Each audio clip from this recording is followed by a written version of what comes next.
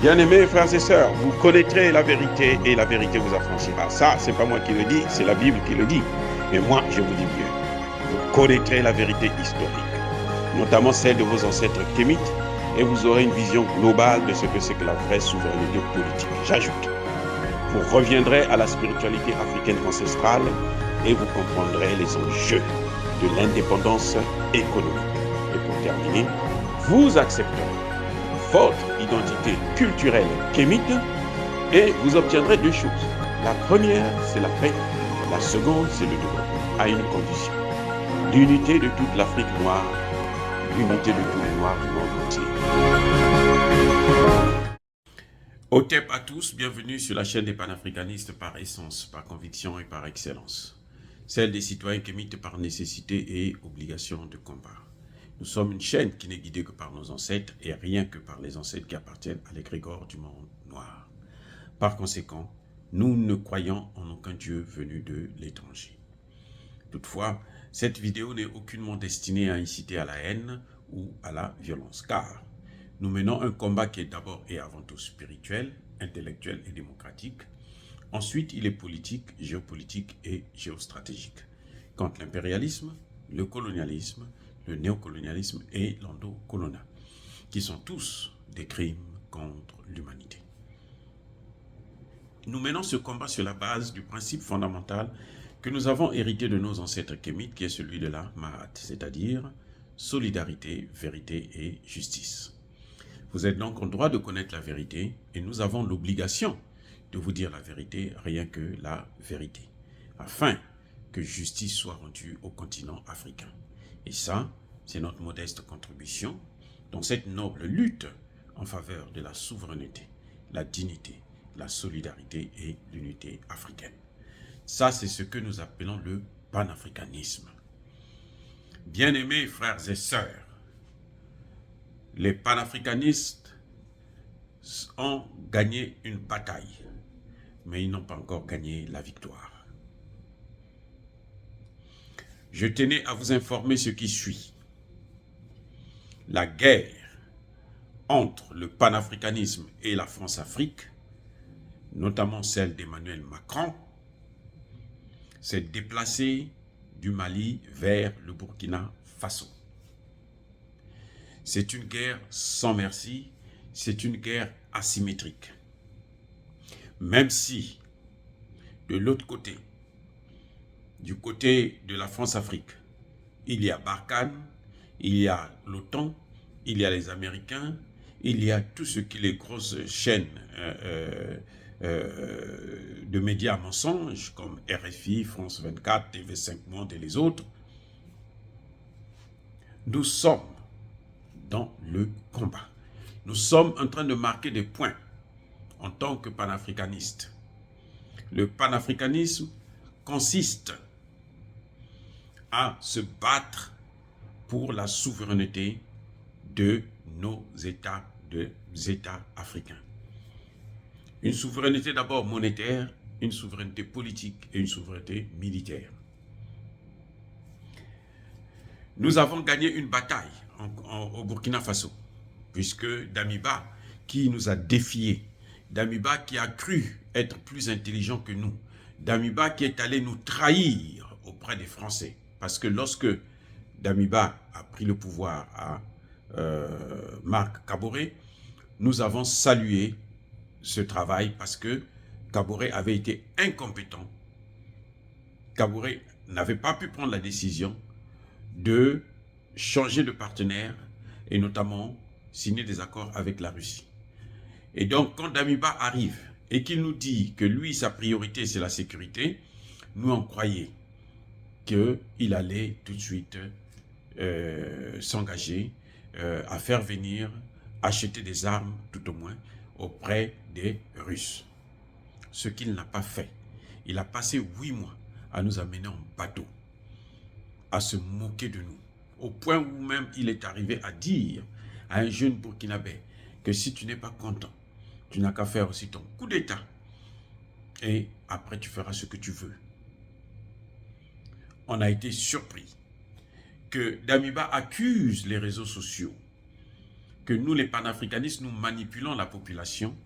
Donc ce que nous voyons, ces morts, ce ne sont pas des morts. Mais bien entendu, puisque ces morts, c'est en connivence avec lui, dans sa complicité avec la France. La complicité de la France a déjà été reconnue par le Mali. Le Mali a les preuves et les Nations Unies l'ont reconnu puisque les Nations Unies ne veulent pas voir les preuves parce qu'ils savent que ce que dit le Mali, c'est la vérité. La France arme les terroristes, la France informe les terroristes. Et derrière la France, il y a ses alliés. Donc, voyez-vous, nous devrons être mobilisés. Notre force à nous, c'est la population africaine du Burkina Faso. C'est elle qui nous permettra de gagner ce combat au niveau du Burkina Faso. La force de la France-Afrique, c'est Barkhane, c'est l'OTAN, et puis les médias mensonges. Mais comme il s'agit d'une guerre asymétrique, nous avons l'espoir, parce que nous avons une capacité de résilience, notamment avec ces populations, qui permet à ce que nous ne pouvons pas perdre le combat. Ça prendra le temps que ça prendra. Mais nous savons que nous allons l'emporter. Et quand je dis que nous allons l'emporter, c'est quoi? L'emporter, c'est lorsque la population burkinabé reprendra l'initiative historique au Burkina Faso. Lorsque le peuple sera en symbiose avec l'armée et que les deux marcheront main dans la main et vont élaborer des programmes de sécurité et de développement ensemble comme cela se passe au Mali. Au Mali, nous avons gagné la victoire. Elle est presque totale. Nous savons que nos ennemis cherchent à renverser la tendance, mais c'est fini, c'est trop tard. Par contre, au Burkina Faso, nous avons gagné la bataille. Parce que Damiba et Kaboré sont partis. Maintenant, nous attendons que le capitaine Ibrahim Traoré puisse prendre ses responsabilités et faire simplement ce que la population lui demande. On ne demande pas au capitaine de nous inventer des théories non, on lui demande seulement de faire ce que la population lui demande, ce que la jeunesse lui demande, c'est-à-dire changer de partenaire. Il a déjà reconnu que c'est impératif, il faut changer de partenaire. Maintenant, lequel? Nous voulons qu'il aille vers les Russes et qu'il le fasse immédiatement. C'est très important, ne serait-ce que pour sa sécurité à lui-même aussi. Et ce que je voudrais dire au capitaine Ibrahim Traoré, un peuple qui est uni, qui est déterminé à obtenir sa souveraineté, ne peut jamais être vaincu, même par l'arme atomique.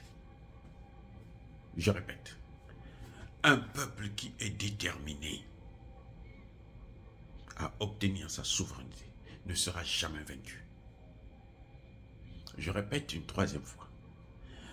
Un peuple qui est déterminé à obtenir sa souveraineté finira par l'obtenir.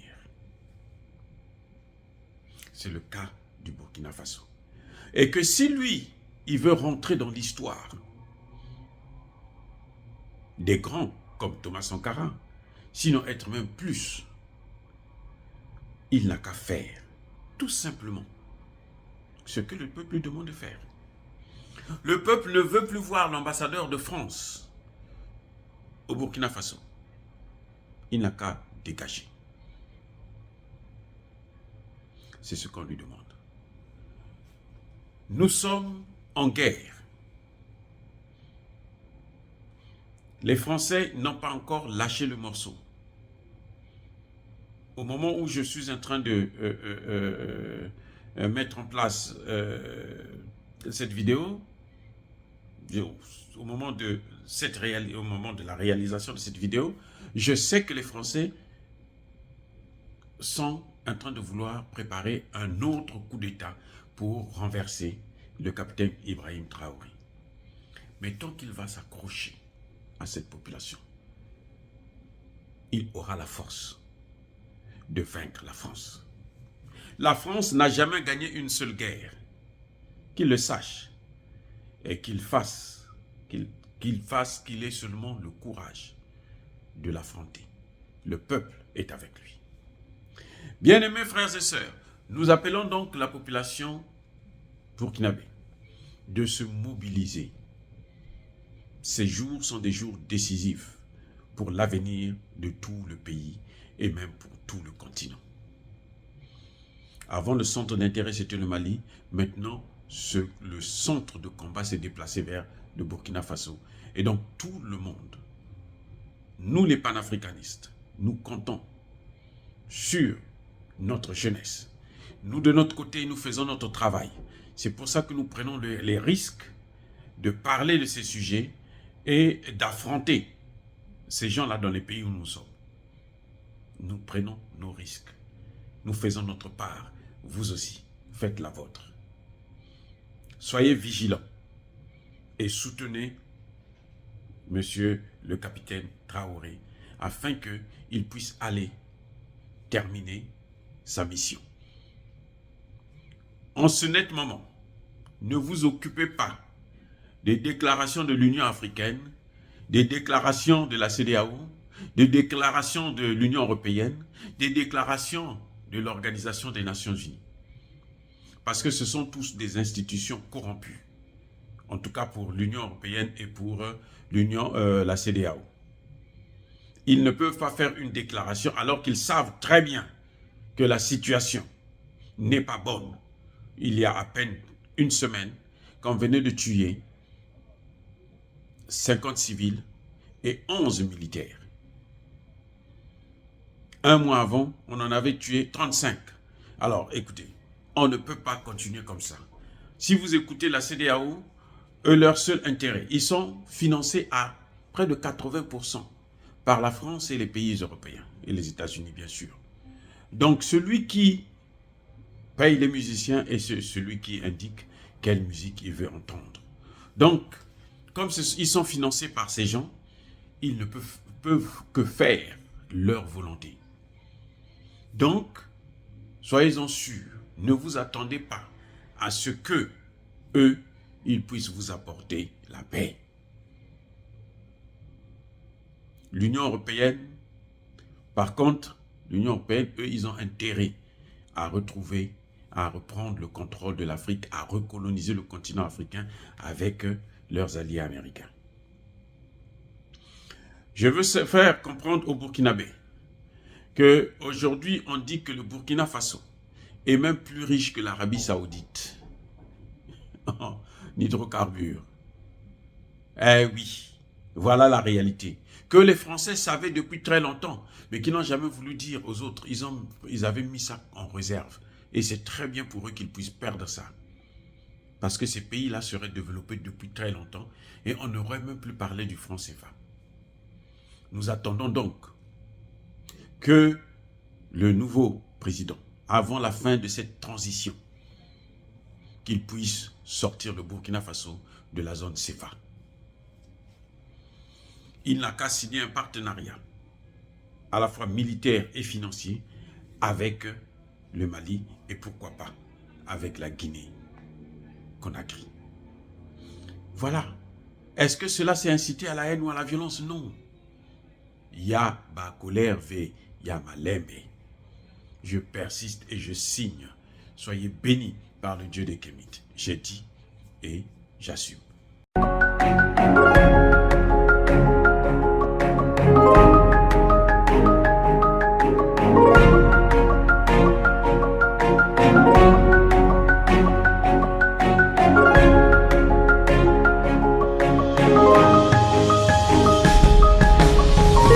Eux, ils marchent par la foi et non par la vue.